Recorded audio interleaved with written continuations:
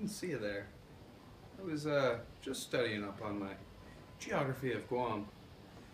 As you may or may not know, Guam is a part of the Marinara Islands, and it's a territory now of the United States. But it has also been a territory of Japan and a colony of Spain. But we'll go back to the beginning. About 2000 BC, Guam functioned on ancient clan based law, and there was no recorded crime. Family law and a majority of debt law and property law were all based matrilineally. That meant that the family of the female determined land tenure, access to privileged fishing and hunting, and the social standing in the clan. Another important thing was that men and women had equal role in business, and that's a prominent feature as that still is in Guam today. Ancient debt required that families in need would be provided for by families who weren't at the time in need, and then as repayment, the family that just received the goods would offer services in return to anyone else who needed them. Then 1521, Ferdinand Magellan discovered Guam. From about 1521 to 1690, Spain didn't have the resources required to colonize it, but in 1690 and until 1898, Spain was the leader of Guam. By royal decree, the natives of Guam, the Chamorros, were exempt from all tribute and tax. So Guam was then ceded to the United States in the Treaty of Paris. And that leads us to today. Essentially, modern Guam was allowed to form their own constitution and their own law system after World War II. And though, according to the Guam Code Annotated, their laws do consult the U.S. applicable law, federal law of the United States, and the decisions of the Supreme Court of the United States, but Guam also has their own Supreme Court and executive orders. Now, in Guam, you see that you see laws that are obviously connected to the United States, but ones that aren't. For example, when you're arrested in Guam, the police don't need to inform you of your rights. They simply tell you their authority and what you're being arrested for. That's under the Guam Code for Criminal Procedure. And for example, the Employment Relations Act and Business of the Guam Registered Apprenticeship Program has the goal to reduce the high number of unskilled workers by providing them with apprenticeships, and it's aiming to create a skilled workforce in Guam. And most importantly, I think it's good to recognize that land tenure still exists today in a form of landlord and tenant law, and that is similar to the 1950s California pro-landlord law, which holds tenants to a higher standard. And in Guam, it's an act of civil law to have a landlord-tenant dispute, and in that case, tenants are required to appear in court in 5 days as opposed to the civil law of any other case that requires them to appear in court in 20 days. It's comparable to the United States, but the United States is moving towards pro-tenant law, where Guam is still stuck in the 50s pro-landlord law. So essentially, Guam is Guam, and that's evident because it does not have the 2014 abridged version of the United States Code. It's still functioning a little behind the century because it's its own nation. And now the social structure of Guam. So, back before colonial times, the Chamorro people were made up of two main classes. There were the Manak Hilo and the Manak Papa. The Manak Papa were considered the low people, and the Manak Hilo were considered the high people. Now, they weren't strict class lines, but at the same time, the high people were from wealthy families, and they tended to control more of the good fishing and hunting ground, which may have been a bit unfair to the Manak Papa because it's based only on lineage. During the Spanish colonial period, Guam was divided and organized into 6 districts, each ruled by a mayor, and these mayors in turn would answer to a governor. And the indigenous were not given any standing in government, nor were they subjected to a tax or tribute, as we earlier mentioned. Soldiers lived on the island for protection, and they provided at times, but often they simply violated the indigenous people. Most governors were corrupt. For example, Juan Antonio Pimentel, he ruled from 1709 to 1720, and he essentially followed every governor before him by siphoning money off of the lucrative galleon trade. Today, it's a bit less corrupt.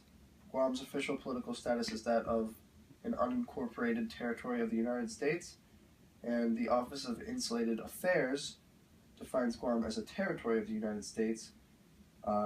However, a majority of elected officials are of Chamorro descent.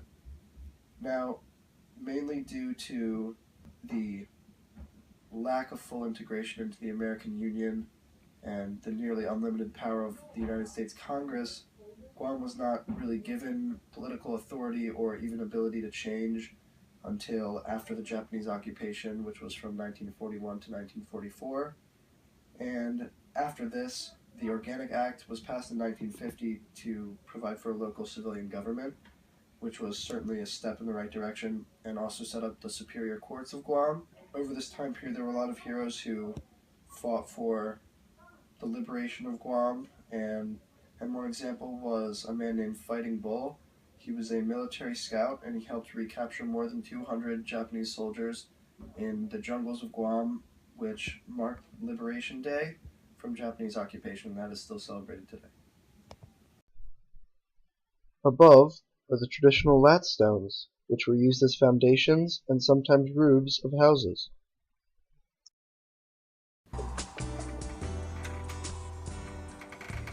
Ah, yes. Our records on the social structure of Guam. Now, from what we know, the women determined the social class and where you fit in the culture. So if your mother was of high ranking, then you would be of high ranking.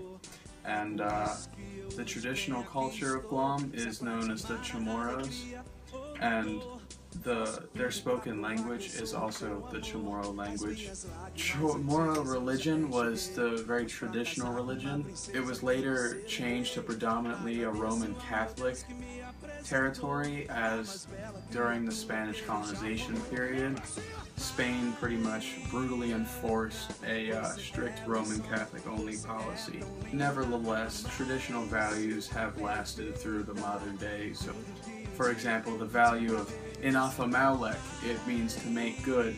It brought about a sense of interdependence and community values in which the residents and people of Guam believe that they truly can work and live peacefully when they act as a group instead of an individual.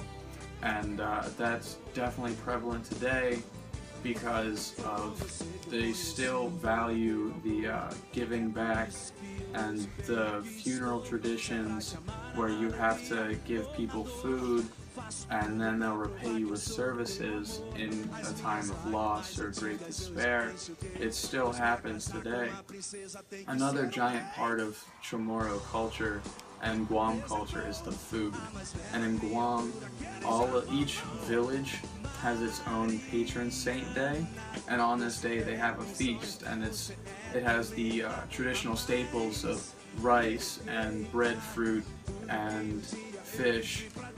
But the most prevalent issue in social structure would have to be the equivalent of a race war between the immigrant Filipinos and the Chamorros, and that's never erupted into extreme violence. It's more of just like racial tension and just jokes about each other's cultures. And as for architecture and art and dance, a majority of it is still appreciative of traditional culture and values, especially in the architecture. They had lat stones, and those were comprised of giant slabs, haligi and the tasa, and they comprised the base and the roof or the cover for the structure. And the lat stone became a symbol of the Chamorro pride and strength and I guess, rebellion even, because it was prevalent way before Spanish colonial period. But overall, the main values of Guamanian culture and Chamorro culture are still prevalent in Guam today. Deus está caprichando. What? Oh. You're here to learn about Guam. Oh. Sorry, well, today, Guam's got a lot of potential, but there are a few major issues that are hindering it. Number one, the Constitution has been amended so many times, many people don't even know what the current standards are, what the law in their country is. So it becomes more and more difficult to make progress when everyone's not on the same page about the foundation of your law. Another issue is that slightly less than 50% of the population in Guam is still the native Chamorro people, and there are a lot of debates over whether they should have a separate vote or even have a separate, perhaps, political party. But I would say the largest issue is that the United Nations states that all small, non-self-governing nations have the right to become self-governing, and that's clearly not what the United States has in mind, because they are still a territory of the United States. So an important question is, do they have the right? And if they do, then what steps do they need to take to become completely independent from America? This is Richard Ballendorf reporting live from Studio 3A at the Rockefeller Center. And with me today, Binu Robet. Now, Binu, first off, would you like to say hi to your audience? Hello, ladies and gentlemen. We have a question from our viewers, and it is about your local home of Guam. Now, they would like to know, how do constant debates and the lack of an ability to compromise contribute to a more negative environment for Guam's cultural kinship system over time? They also want you to consider political party conflicts in the United States congressional debate.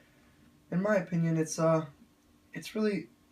become difficult for the kinship system to survive, especially in a society like America, where you have Democrats and you have Republicans, and these people, they're so absorbed in their own name that they're forgetting that they live in the same country. It's become such a divergent culture. It's completely divided along party lines.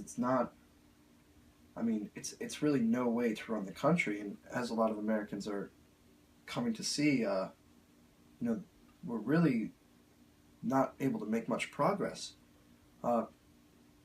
And you can see this. It's even impacting Guam itself. The population of indigenous people has recently dropped below 50%, and in correlation with that, you see that instances of the kinship system which have survived are dropping as well. And now, in my opinion, this is not backed up by research, but in my opinion, from my time that I've spent there, it's quite clear that these American values of independence and feeling that you're alone and that you can't trust anyone else, in the end, is only going to lead to more greed and more harm coming to people who are simply trying to live peacefully. So I feel that an application of the kinship system today in our society, it would fail miserably, but at the same time, to some extent,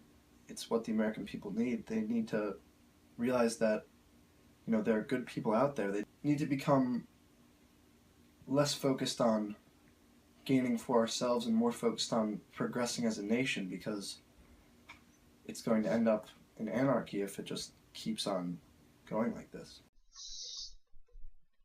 Here, you can clearly see that the native population goes through a steady decline over time, especially between the years of 1795 and 1793.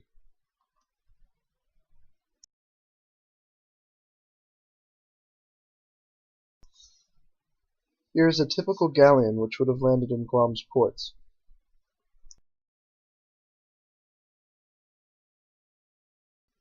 Pictured are the Chief Justices and Assistant in the Supreme Court of Guam.